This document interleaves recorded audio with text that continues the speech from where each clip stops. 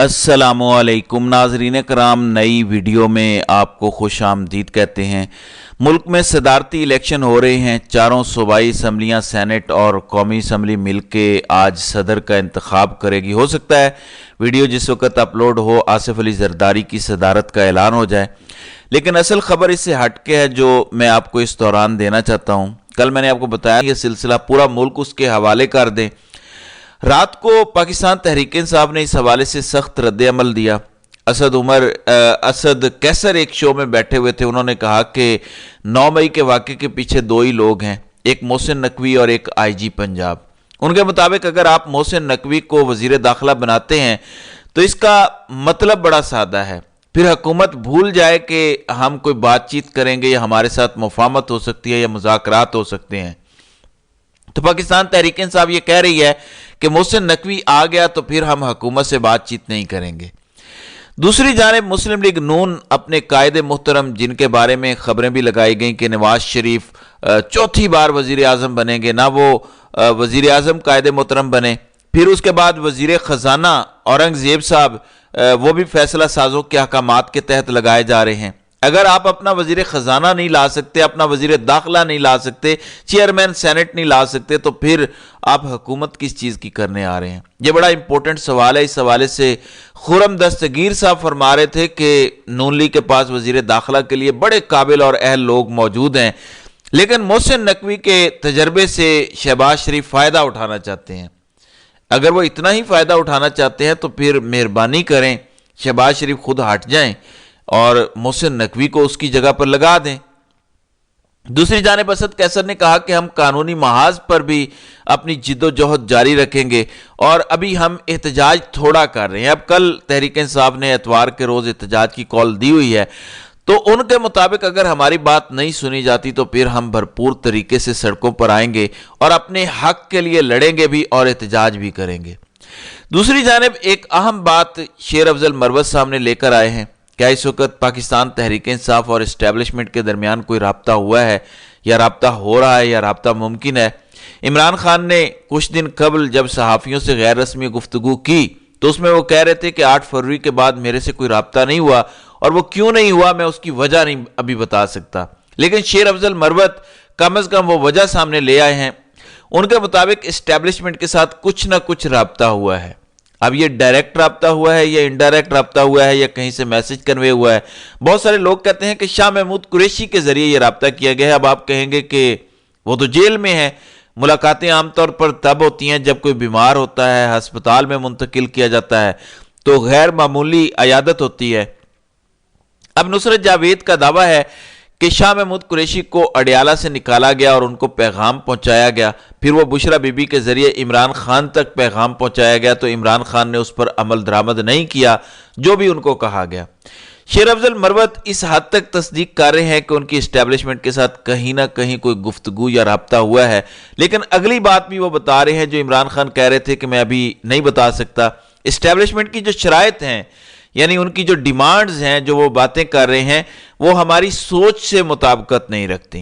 उन्होंने कहा कि इसकी एक वजह यह भी है कि इमरान खान ये समझते हैं कि किसी भी किस्म की डील या मुफाहमत उनकी और उनकी जमात की कुर्बानियों के साथ उसको गद्दारी कहा जाएगा, और अब उनके मुताबिक अगर कोई डील होती भी है, पाकिस्तान तहरीक इंसाफ कोई डील करती भी है, तो वो सियासी कुव्वतों के साथ करेगी, इस तरफ शायद वो ना जाए।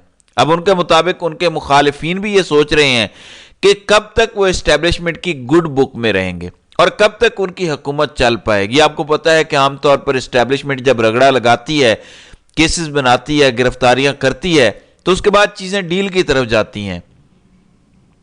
मैं आपको पहले भी बता चुका हूं कि इमरान खान 8 फरवरी के बाद जिस पोजीशन पर हैं, इमरान खान ने NRO लेना नहीं है, इमरान खान ने NRO देना है। ये दो बड़ी मुख्तलिफ सूरत हाल हैं।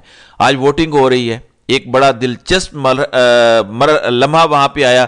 देखें, एक आसिफ जरदारी मेंबर हैं इस ऐवान के अंदर, आज मरियम नवाज और शहबाज शरीफ ने भी उनको वोट किया। वो कल तक जो कहते थे और नारे लगाते थे कि हम लाहौर की सड़कों पर आसिफ जरदारी को घसीटेंगे और पेट फाड़ के शहबाज शरीफ ने उनसे पैसा निकालना था, आज वो उन्हीं के सदारती उम्मीदवार हैं। دوسری جانب سنی اتحاد کونسل نے درخواست ضرور دی ہے پریزائڈنگ افسر کو جنہوں نے کل حلف پنجاب اسمبلی میں لیا. وہ کہتے ہیں کہ وہ اسٹرینجر ان دا ہاؤس ہیں، یعنی اجنبی ہیں، ان کا حق آئینی اور قانونی نہیں ہے، لیکن ظاہر ہے ان کی بات کون سنے گا. دلچسپ معاملہ ہم نے پارلیمنٹ میں دیکھا جہاں پر سینیٹر اور قومی اسمبلی کے ارکان ووٹ ڈال رہے ہیں. اور عباس بی پی سینیٹر ہیں، وہ بتا چکے ہیں کہ کس طرح ان کے ساتھ سلوک کیا گیا اور جماعت کو چھڑوایا گیا. آج جسٹس عامر فاروق جو اسلام آباد ہائی کورٹ کے چیف جسٹس ہیں، وہاں پہ وہ پریزائڈنگ افسر کے فرائض سر انجام دے رہے ہیں، تو ان کے سامنے اون عباس بی پی اور سینیٹر فیصل جاوید نے عمران خان زندہ باد کے نعرے لگائے.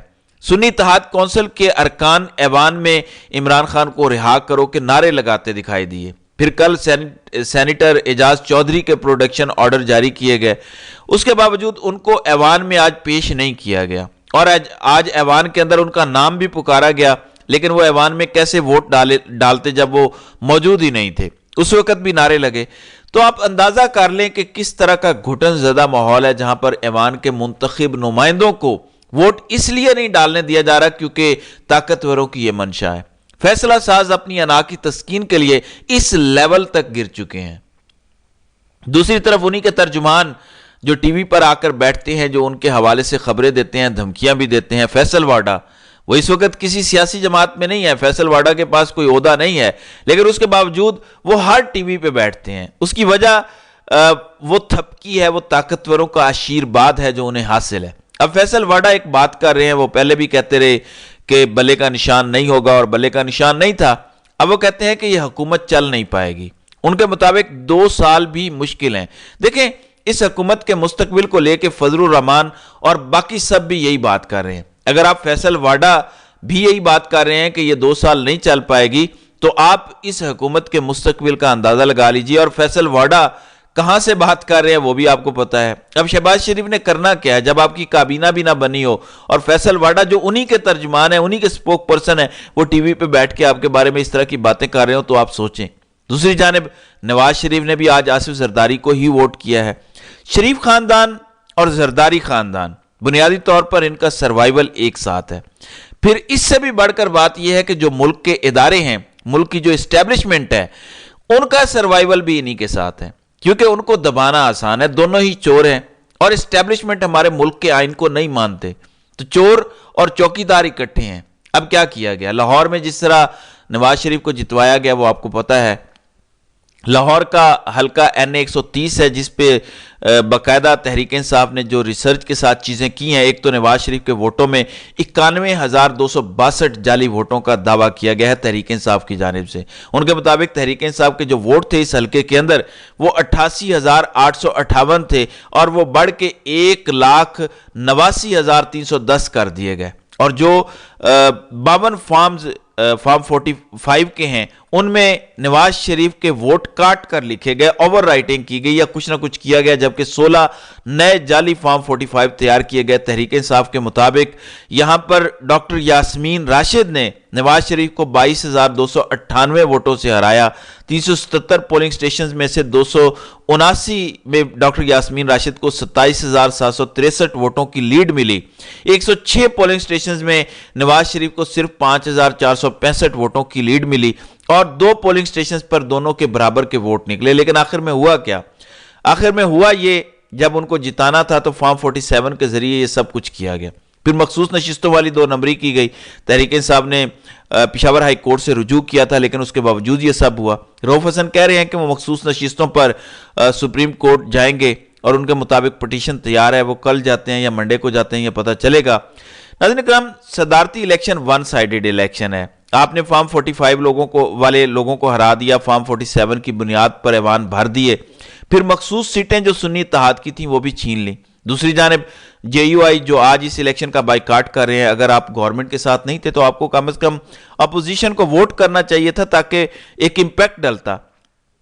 اب ہم نے اس الیکشن میں کیا چیز دیکھی ہے؟ نگرانوں کو نوازا گیا، سرفراز بگٹی کو وزیر داخلہ سے اٹھا کر نگران وزیر اعلیٰ ایک صوبے کا لگایا گیا، انوار الحق کاکڑ اور محسن نقوی کو بھی اوپر لا رہے ہیں، جبکہ پیپلز پارٹی اور نون لیگ نے انتخابی اصلاحات پر اتفاق کیا ہے کہ آئندہ سے نگران سسٹم نہیں چلے گا بلکہ نگران سیٹ اپ کی جگہ پہ وزیر اعظم ہی کنٹینیو کرے گا۔ لیکن یہ ان جگہوں پر ہوتا ہے جہاں پر الیکشن کمیشن آزاد ہو، جہاں پہ مداخلت نہ ہو، لیکن یہاں پہ تو لیول پلینگ فیلڈ بھی چھین لی جاتی ہے، یہاں پر تو نشان چھین لیا جاتا ہے، تو یہاں پر اس طرح کا کام نہیں چلے گا کیونکہ یہاں پر تو چور اور چوکیدار آپس میں ملے ہوئے ہیں۔ تو ناظرین کرام، آپ کی اس ویڈیو کے حوالے سے کیا رائے ہے؟ آپ اپنی رائے کا اظہار کامنٹ سیکشن میں ضرور کیجیے گا۔